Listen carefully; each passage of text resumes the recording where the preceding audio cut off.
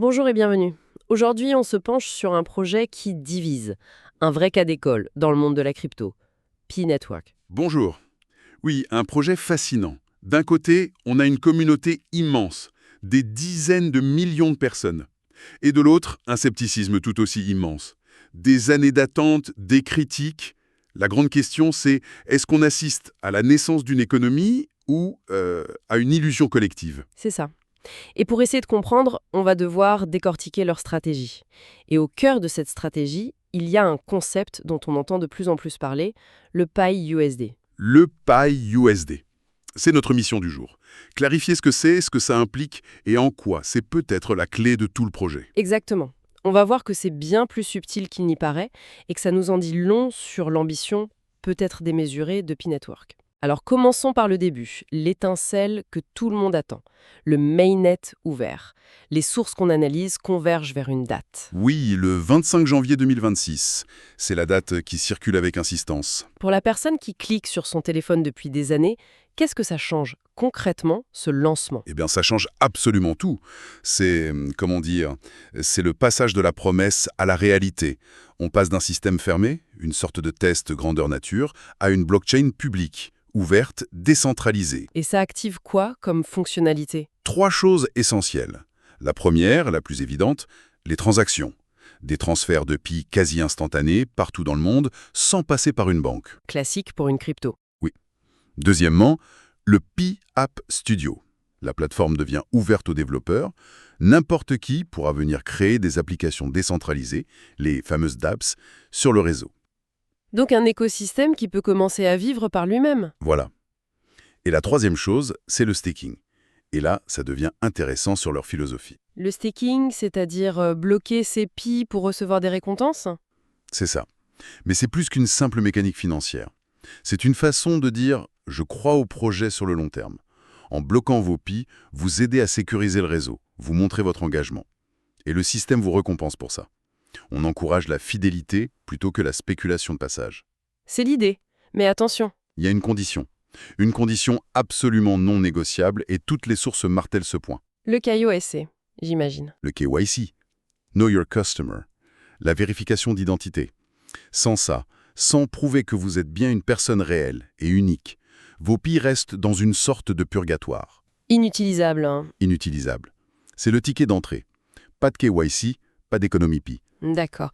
Alors ce lancement, prévu pour début 2026, il arriverait dans un contexte assez chaotique, non? Une de nos sources parle de risque de shutdown du gouvernement américain, d'incertitudes réglementaires partout. Lancer un projet pareil en pleine tempête, c'est pas un peu suicidaire, hein? C'est un pari, c'est sûr. C'est un pari à double tranchant. Entrer sur un marché aussi volatile, c'est un défi immense. On pourrait se faire balayer. Oui. Mais en même temps, la philosophie de Pi est différente. Ils ne cherchent pas le pump de lancement. Leur pari, c'est que leur focus sur l'utilité réelle et la conformité, avec le KYC, va payer sur le long terme. Pendant que les autres s'effondrent, eux construisent. C'est leur thèse. Et ils ont cette arme que personne d'autre n'a. Une communauté de plus de 60 millions de personnes. C'est une base d'utilisateurs potentiels qu'aucun projet n'a jamais eu au démarrage. Bien. Ce qui nous amène à la question fatidique, la valeur. Combien ça vaut un Pi? Et là, c'est le grand écart total. On lit 0,17 $ sur une vidéo et juste à côté, On lit GCV. la fameuse GCV. Il faut qu'on éclaircisse ça. Qu'est-ce que c'est exactement?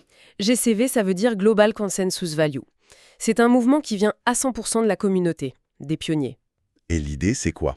L'idée, c'est d'établir un consensus, un accord entre eux pour que lors des échanges de biens et services à l'intérieur de l'écosystème Pi, un Pi vaille 314 159 $. Pardon. J'ai bien entendu. 314 000 $? Oui, un bol, mais est-ce que c'est juste un rêve ou est-ce que des gens échangent vraiment des choses sur cette base? Étonnamment, oui. Des communautés, surtout en Asie, organisent des marchés où des biens s'échangent sur la base de cette valeur. L'important, c'est de comprendre que ce n'est pas un prix de marché, c'est une déclaration d'intention. C'est la communauté qui dit « Entre nous, voilà la valeur qu'on donne à notre monnaie Ok, donc on a cette GCV, une sorte d'utopie interne, à plus de 300 000 $. Et à côté de ça, on a ce nouveau concept, le Pi USD, qui est censé être le visage de Pi pour le monde extérieur. Comment ces deux idées peuvent coexister? C'est un grand écart impossible, non? Vous mettez le doigt sur la tension centrale du projet. Et c'est justement là que le PUSD entre en jeu. Et la première chose à dire, et c'est fondamental, c'est que ce n'est pas un stablecoin. Ah! Parce que c'est la première chose qui vient à l'esprit. PUSD, ça sonne comme USDT, USDC. Exactement. Mais un stablecoin comme l'USDT, c'est une créance. Pour chaque USDT en circulation, il y a, en théorie, un vrai dollar dans un compte en banque. Une garantie. Une garantie. Le PUSD, c'est tout autre chose. Ce n'est pas une crypto-monnaie distincte. Alors qu'est-ce que c'est si ce n'est pas une monnaie? Et une des sources utilise cette analogie que je trouve très juste, une langue ou une étiquette. Une étiquette de prix. C'est exactement ça. Pensez-y comme ça. Le Pi, c'est l'actif réel, c'est la monnaie de l'écosystème. Le PUSD, c'est juste la façon dont la valeur de cet actif est traduite en dollars pour que le monde extérieur puisse comprendre. C'est la langue commune du commerce. Attendez, si je suis bien, ça veut dire que la valeur ne repose sur rien d'extérieur. Pas de dollars en banque, pas d'or dans un coffre. La valeur vient uniquement de l'écosystème lui-même. C'est tout le pari, un pari incroyablement audacieux. La valeur intrinsèque du Pi dans cette vision, elle vient de l'utilité des applications, des biens et services qui s'échangent, du temps et de l'engagement des millions d'utilisateurs. Le dollar n'est qu'une interface. Voilà, une interface, un outil de traduction temporaire, pas la source de la valeur.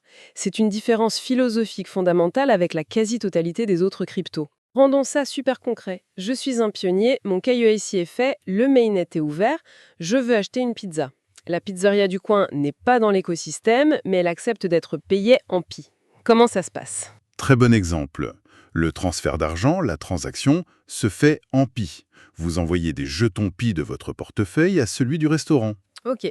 Mais pour que le pizzaiolo sache combien de Pi demander pour sa pizza, à disons 15 $, le prix sera affiché comme 15 Pi USD. Ah d'accord, l'étiquette Pi USD sert à fixer le prix dans une unité que tout le monde connaît. Précisément. Une fois que vous avez envoyé les Pi, la transaction est terminée. Les Pi ont changé de propriétaire, mais l'étiquette Pi USD, elle disparaît. Elle n'a servi que de pont pour la communication entre les deux mondes. Donc il n'y a pas de jeton Pi USD qui est créé ou échangé ou détruit. Déroutant pour l'utilisateur moyen. Je dois penser en paille, en GCV à 300 000 $, en paille USD. Ça me semble être une barrière à l'adoption assez énorme. C'est le grand défi. L'objectif final, c'est de bâtir un système tellement riche et utile que les gens n'auront plus besoin de penser en dollars. Mais pour en arriver là, il faut cette phase de transition. Le paille USD est ce pont. Et ce pont, il ne tient que si la communauté le construit et l'emprunte. C'est ce qui ressort de toutes nos sources. C'est un appel constant à l'action. Faites votre KYC, développez des applications, utilisez la monnaie pour acheter et vendre. Qui organise des séminaires, et les passifs qui se contentent de regarder des vidéos en attendant que ça se passe. Parce que le modèle entier repose sur ça, sur la participation, la valeur, l'utilité, l'adoption de la GCV. Tout dépend de la capacité à transformer cette masse de 60 millions de personnes en une économie vivante. C'est pour ça qu'ils poussent tant les développeurs à utiliser la fonction payer avec Pi, même sur le testnet, le réseau de test. Exactement. Il faut créer l'habitude, prouver que ça marche, construire l'utilité avant même le jour J. La valeur ne va pas tomber du ciel par magie le jour du lancement. Elle doit être construite transaction par transaction. Ce qui nous amène à une conclusion assez forte. Le vrai débat, c'est pas combien vaudra le Pi, mais plutôt qu'est-ce qu'on va en faire. C'est exactement ça. Une source résume bien les 3 choix qui s'offrent aux pionniers. Soit on continue à miner passivement, sans effort, soit on participe activement à construire l'écosystème, Soit on abandonne, tout simplement. et c'est la grande fracture qu'on observe aujourd'hui. D'un côté, les bâtisseurs, les optimistes qui croient en cette vision, et de l'autre, les pessimistes, les fatigués, qui sont lassés d'attendre. Le succès de concepts comme le Pi USD dépendra entièrement du camp qui l'emportera. Pas en parole, mais en action. Donc, si on résume, Pi Network, c'est une tentative de créer une économie numérique autonome. Une économie où la valeur vient de l'intérieur, de l'activité de ses membres, et non de la spéculation des marchés extérieurs. C'est la vision, oui. Et dans ce cadre, le PUSD est un mécanisme incroyablement malin. C'est un pont, un traducteur. Il est conçu pour permettre à cette économie de parler au reste du monde sans pour autant se soumettre à ses règles et à sa volatilité. C'est un pari sur la force d'une communauté. Et pour la réflexion finale, la plupart des sources parlent d'achat courant, la pizza, le café. Mais il y a un détail dans un article qui m'a interpellé. Il parle d'une baleine, un très gros détenteur d'Ethereum, qui a vendu une fortune en ETH pour acheter des moteurs d'avion. Ce qui soulève une question vertigineuse pour le futur. Oui. Que se passera-t-il si une économie comme celle que Pi essaye de bâtir devient vraiment mature? Pas juste pour les microtransactions du quotidien, mais assez mature pour faciliter l'échange d'actifs industriels massifs. Des moteurs d'avion, des usines, et qu'elle le fasse entièrement selon ses propres termes, avec sa propre monnaie, sans plus jamais avoir besoin de l'interface du dollar pour se faire comprendre.